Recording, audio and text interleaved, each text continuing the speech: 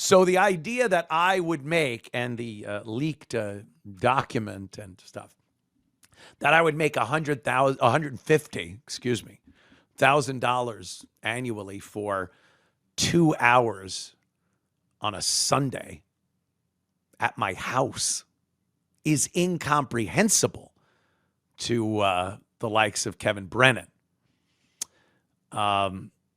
So he has to not imagine, not think. He has to believe that's fake. He has to really, within himself,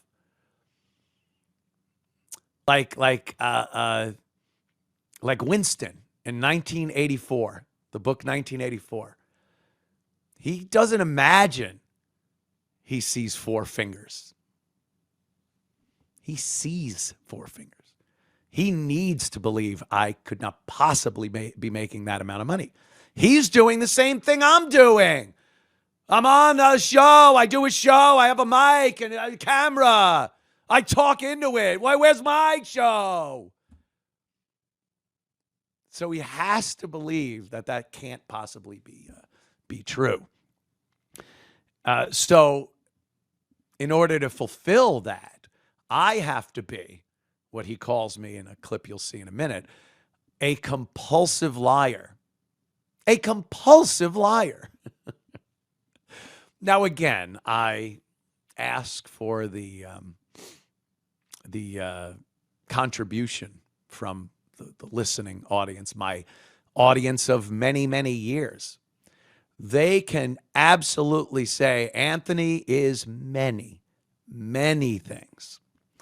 But compulsive liar really doesn't fit into that. I've been unbelievably honest over the years of doing radio on the various platforms I've been on.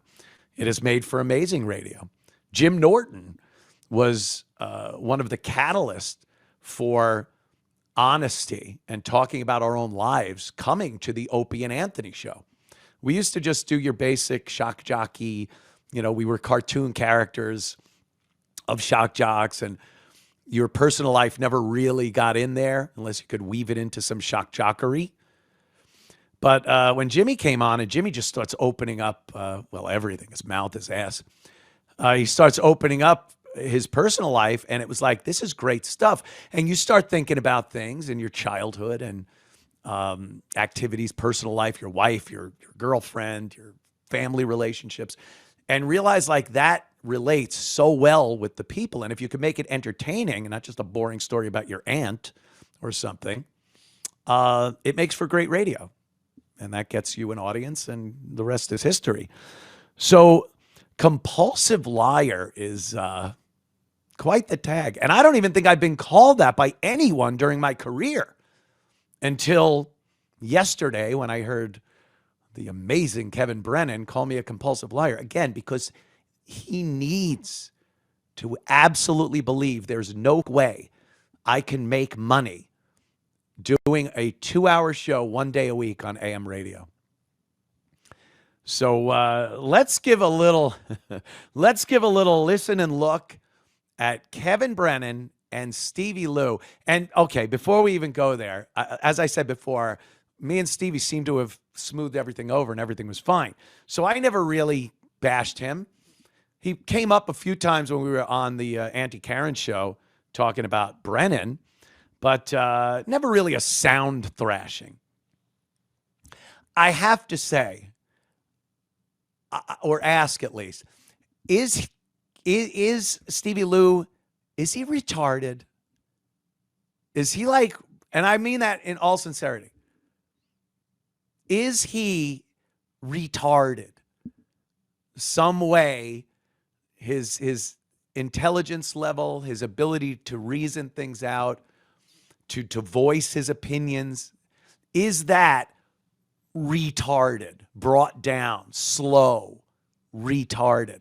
Because looking at him and listening to him speak, and especially during this tirade, I think he might be retarded, which is a perfect guest for Kevin Brennan because, well, all right, Sean, roll them. I'll tell you when to stop. It'll probably be a few times. We won't go through this whole thing. On a previous MLC episode, I guessed and told you and Chad that CUMIA was making 100K a year at WABC. It turns out I was wrong. He's actually, I just saw Stalin's latest vid. I apologize. Okay. No. We'll cover that tomorrow. No, it's all the guy. He got. He seems to be very confused about what they're paying him. First, he thought it was this. Then he thought it was that. Then he thought it was high. Then he thought it was low. I mean, we've proven this guy's a pathological liar. Pathological. So if there's a Stalin video, yeah, we'll watch it, because the other Stalin video, remember CUMIA said he goes, I thought he was making that in a week, but then he was making a year, and now he's flip flopping, and he's like, so he can go himself. And Could you pause for a minute there, Sean? It's funny because he's talking about what I had said originally when I saw my contract, and he just didn't get it. Like, he's talking about how I was confused about my pay, when meanwhile he's confused about what I said about my pay. I was being very clear about. I sat in a meeting in New York City at WABC Radio with the bosses, and I was made an offer. And again, because money was not the issue, I have, thank God, God bless, count my blessings, I have money. I can pay my bills, I can buy my toys, I can do things. I'm very happy. So when the offer was made, I just said, all right, that's fine by me. I'm good. And when I heard the offer, I thought it was a per episode offer. 150. I heard 150. And I go, all right, $150 per episode. I honestly thought that. And I was fine with it. I thought one day from my house, my equipment's all here anyway. I'm just walking around. I don't really do anything on Sunday. So for 2 hours on a Sunday, I didn't care. $150, sure. It buys me a bottle of wine, a dinner once a week. I was fine with that. Didn't care. Then I got the contract and read it and realized I was way off. I was way off. It was not $150 an episode. When he said that, he meant an annual salary. I laughed my ass off. I was laughing. I had the contract in my hand. I went to Missy and I went, you are not going to believe this.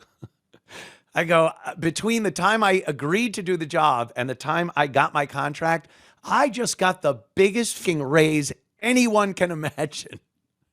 So that's what I was trying to say when I said I thought it was an episode pay and it turned out to be a yearly pay. You get it? Any idiot would understand. I didn't mean I thought it was $150 an episode, but it was $150 a year. Like that I would have a problem with, because that's an insult. That is literally like, I don't mind the money, but you're insulting me. What's with the C note here? It's an insult. But it wasn't. It wasn't. It was an amazing re-entry into broadcast radio 1 day a week pay. Of course. So it's not, I didn't understand what I was making. He didn't understand what I was saying during the conversation I had about my misunderstanding from the time they talked to me and I went back down to South Carolina and I got the contract and then read what the actual pay was. So it's not me that you were too stupid to understand what I was saying. You got it, Kevin?